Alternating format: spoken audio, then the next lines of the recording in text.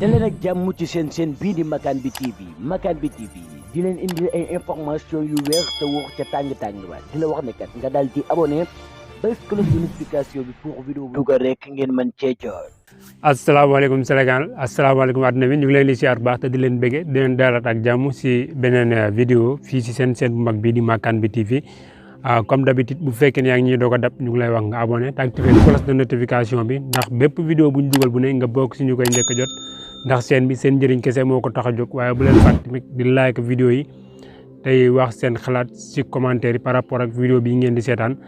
waaye bu leen fàtte tamit di ko partagé bu fekkee ne amal na leen njëriñ mbokk yi tey comme niñ ko defee woon la fois passée si diggante ki nga xamante ni mooy Mame Mbaye Niang ak Ousmane Sonko ku nekk xam ne ne jeudi bii nii 16 février bii nii 2023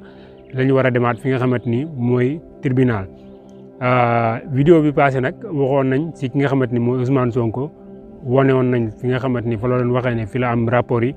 wane nañ tamit beneen version fi nga xamante ni fa la waxee ne si internet bi la ko gisee tey nag ñu nar a indi beneen version boo xamante ni si keneen ki la jógee muy Mame Mbaye Niang ndax nag ñun kat nekkuluñ fi Masamba nekkuluñ fi Mademba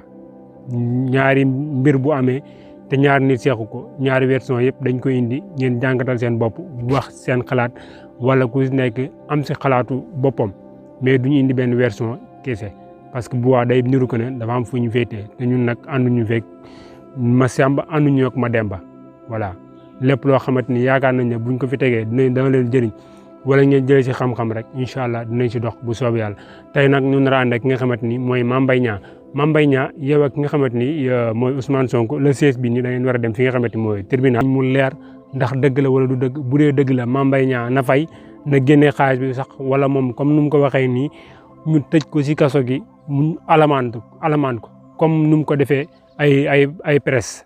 comme ni mu ko defee ay këtu presse alamaan leen ñu comme 10 millions yoo xamante ni da leen ko alamaan rapport yi nga xamante moom lañ publier ne indiwuñ benn firnde moom tamit nag bu fekkee ne li ñuy wax nii nag moom dëgg la moom tamit il faut nag moom it mu génnee li nga xamante ni mooy xaalisu askan wi di xaalisu réew mi jërë ngeen jëf.